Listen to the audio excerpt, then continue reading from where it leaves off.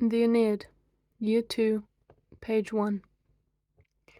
Hereupon, considering it safe, Turnus shines forth, and with his whole body holding his sword on high, he rises up, leaning into it, and strikes. The Trojans and agitated Latins shout out, and the battle lines on both sides are roused. But the treacherous sword is broken, and would have deserted the blazing Turnus in mid-strike if flight did not come to help him. He flees quicker than the east wind, when he has caught sight of the unfamiliar sword hilt and his right hand defenceless. The story goes that when he was mounting the yoked horses for the beginning of the battle, he left his father's sword behind, as he was in a hurry. And while he was rushing around, he seized the sword of his charioteer Metiscus. For a long time this sufficed, as long as the Trojans turned their backs in straggling flight. But when he came up against the arms of the god Vulcan, the mortal sword, like brittle ice, broke in pieces because of the blow, and the shards glittered on the yellow sand. Page 2. Therefore, Turnus in his madness seeks different parts of the plains in his flight, and now here, now there, winds uncertain circles. For on all sides the Trojans have encircled him in a dense ring, and on one side a huge marsh, on the other steep fortifications surround him. Nor does Aeneas pursue him any less, though his knees, slowed down by the arrow, sometimes hinder him, and refuse rapid action. And seething with anger, foot to foot, he presses hard on the panic-stricken enemy. Just as if when a hunting dog, having come across a stag confined by the river, or enclosed in fear of the purple feather, presses hard upon it with speed and barking. However, the stag, frightened by the snares in the high bank, flees back and forth 1,000 ways. But the lively Umbrian hound sticks close to it, panting. And now he has it. Now he seems to have it. He snaps with his jaws and is frustrated by the empty bite. Then indeed the noise rises, and the banks and lakes echo round about, and the whole sky thunders with the uproar.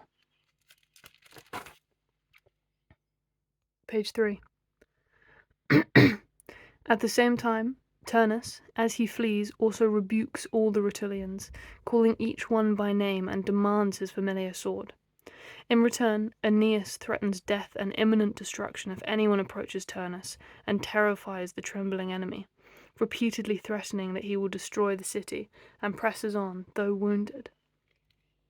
5 circuits they complete at a run, and retrace the same number here and there, for it was no trivial rewards or prizes for sport that were being sought, but they were fighting for the life and blood of Turnus. Page 4. By chance, a bitter-leaved wild olive tree, sacred to Faunus, had stood here. Timber once revered by sailors, where those saved from the waves used to affix gifts to the Laurentian god and hang on it votive garments. But the Trojans, making no distinction, had removed the trunk, although it was sacred, so that they might meet in combat on an uncluttered plain. Here Aeneas's spear was stuck. Here its impetus had carried it so that it became fixed and held it in a tough root. The descendant of Dardanus leaned over it and wanted to tear out the iron spearhead with his hand, and to pursue with a spear the man who he could not catch by running. Then indeed Turnus, maddened by fear, said, "Faunus, I pray, pity me, and you, most noble earth, hold fast the iron spearhead. If I have always performed your honours, which Aeneas's men by contrast have rendered unholy by war." Page 5. He finished speaking, and called on the help of the gods for his prayer not to be in vain.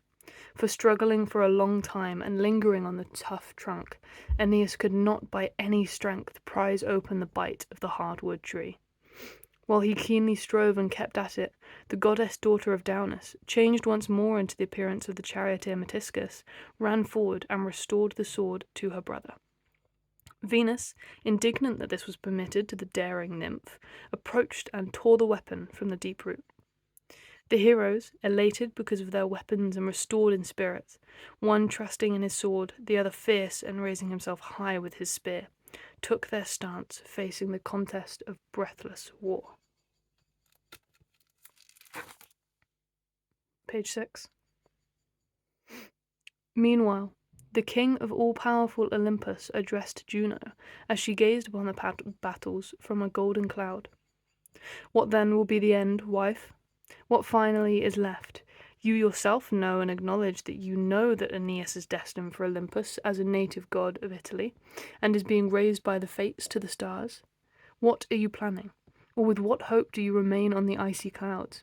Was it fitting for a god to be injured by a wound inflicted by a mortal? Or for the rescued sword to be returned to Turnus? For what power could Juturna have had without you? And for the conquered strength to grow? Stop it now, at last, and be swayed by my entreaties, so that such a great pain may not silently eat you away, and dismal anxieties often keep coming back to me from your sweet mouth. It has come to an end. You were able to harass the Trojans on lands and seas, to ignite an unspeakable war, to disgrace a home and confound the marriage hymn with grief. I forbid you to try any further. Thus Jupiter began. Page 7. In response, the divine daughter of Saturn, having lowered her face, spoke as follows. Indeed, since that will of yours is well known to me, mighty Jupiter, I have abandoned both Turnus and the earth unwillingly. Nor would you be seeing me now, alone on an airy seat, suffering worthy and unworthy things alike, but surrounded by flames.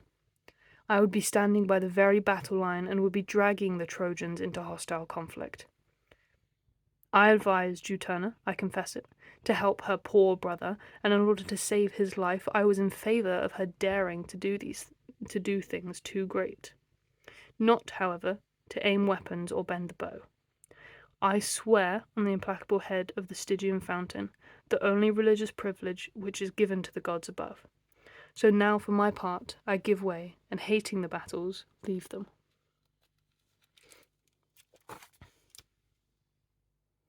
Page 8. This I beg of you, which is bound by no law of fate, on behalf of Latium, on behalf of the greatness of your descendants. When eventually they arrange peace, may it be so, with a happy marriage, when eventually they join in making laws and treaties, that you do not order the native Latins to change their ancient name, not to become Trojans, or be called Teucri, or that the people change their language or alter their attire. Let Latium continue to exist. Let the kings throughout the ages be Alban. Let the offspring be Roman, powerful with Italian courage. Troy has fallen, and may you allow it to have fallen along with its name. Page 9. The inventor of men and objects, smiling at her, said, You are a true sister of Jupiter, and another offspring of Saturn. Such great waves of angry feelings do you cause to surge beneath your breast. But come and moderate the madness which you began in vain. I grant what you wish, and I yield, both defeated and willingly. The Ausonians will keep their native language and customs, and the name will remain as it is. The Trojans, mixed in body only, will sink into insignificance. I will add the custom and rites of religion, and I will make them all Latins with the same language. Henceforth you will see the race which will rise mixed with Ausonian blood, surpass men and surpass the gods in their sense of duty, nor will any people celebrate your honours as much. Juno nodded in agreement. With these words, and rejoicing, changed her attitude, and so she departs from the sky and leaves the cloud.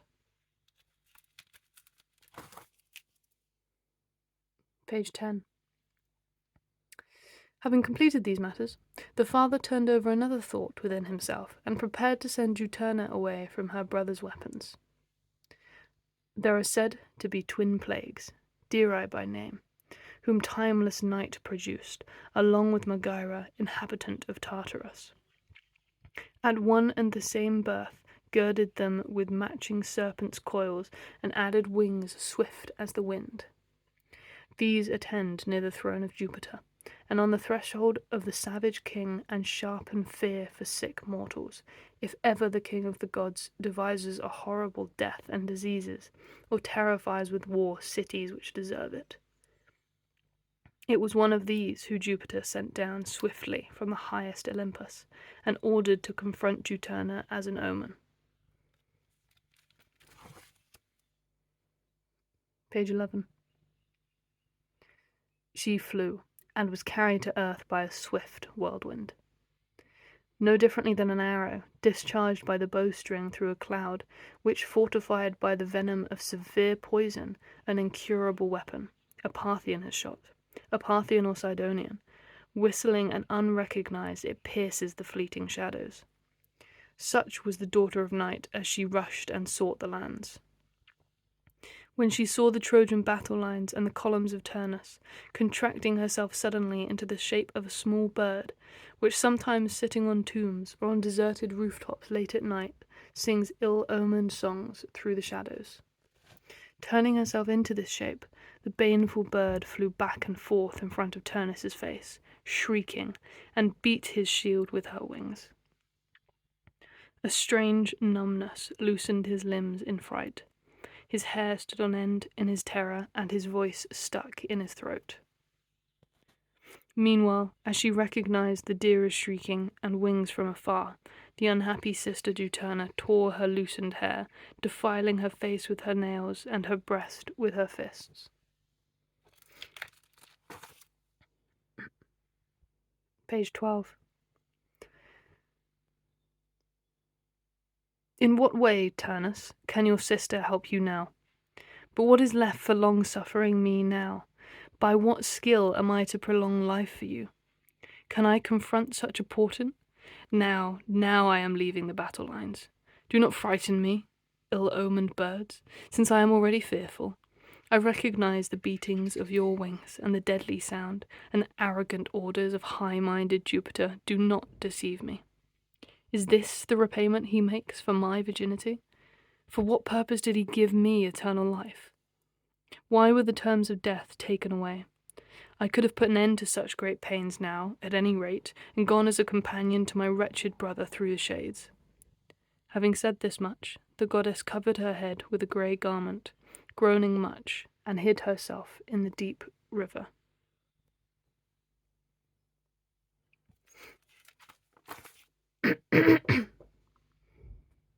Page 13. Meanwhile, Aeneas presses on, and brandishes a huge tree-like weapon, and spoke thus from his savage breast. What delay is there now, then? Or why are you holding back now, Turnus? You must fight not by running away, but at close quarters, with fierce weapons. Turn yourself into all sorts of shapes, and assemble whatever you can in either courage or skill. Choose to chase the lofty stars with your wings, or bury yourself enclosed in the hollow earth. Turnus, shaking his head, said, Your violent words do not frighten me, fierce one. It is the gods who frighten me, and Jupiter, my enemy. Saying no more, he looks around and sees a huge old rock, which happened to be lying on the plain, set as a boundary mark to settle a dispute over the fields. 12 chosen men, with such bodies of men as the earth produces now, could scarcely lift this on their neck. The heroic Turnus, having grasped the rock, with hurried hand, rising higher and roused by his speed, tried to hurl it at the enemy.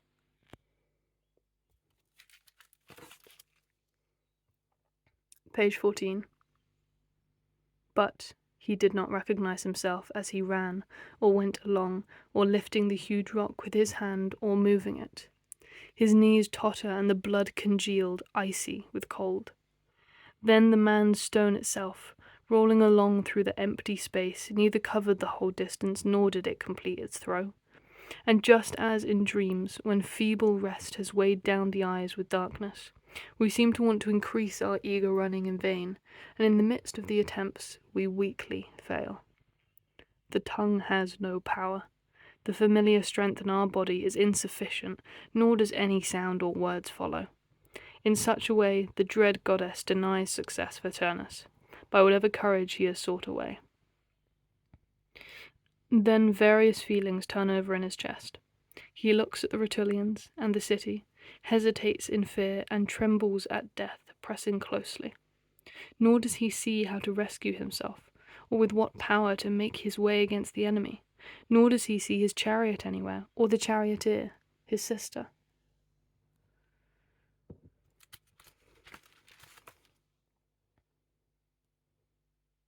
Page 15. As Turnus hesitated, Aeneas brandished the fateful weapon at him, choosing the opportunity with his eyes, and with his whole body hurled it from a distance. Never do stones hurled by a wall-attacking siege engine roar to such an extent, nor do such great crashes burst asunder because of a thunderbolt.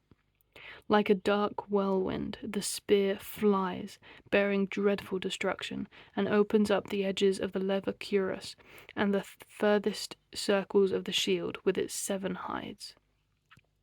Whistling, it passes through the middle of Turnus's thigh. Stricken, mighty Turnus falls to the ground on bended knee. The Rutulians rise up with a groan, and the whole mountain around bellows back, and the high forests send back the sound far and wide.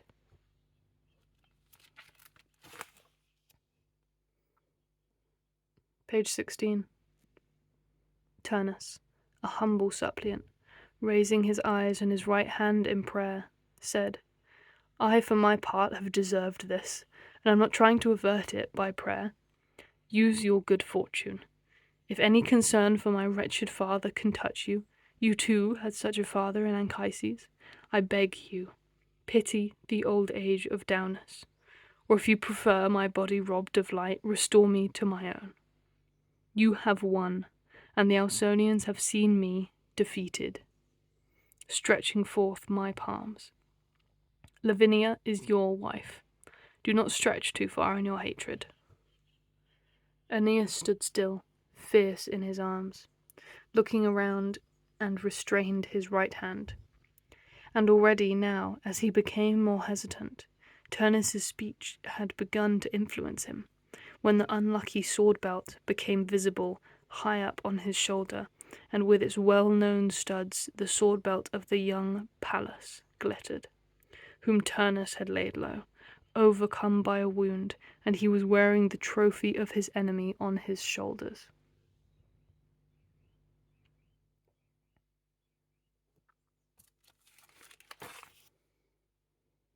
Page 17. Aeneas, when with his eyes he had taken in the spoils, the reminders of his grievous pain, fired with fury and terrifying because of his anger, said, Are you to escape from me now, clad in the spoils of someone dear to me? Pallas slays you with this wound, and Pallas exacts punishment from your wicked blood. While he was saying this, he buried the sword beneath the opposing breast, seething with anger. Meanwhile, Turnus's limbs were being loosened with cold, and his angry soul fled with a groan to the shades below.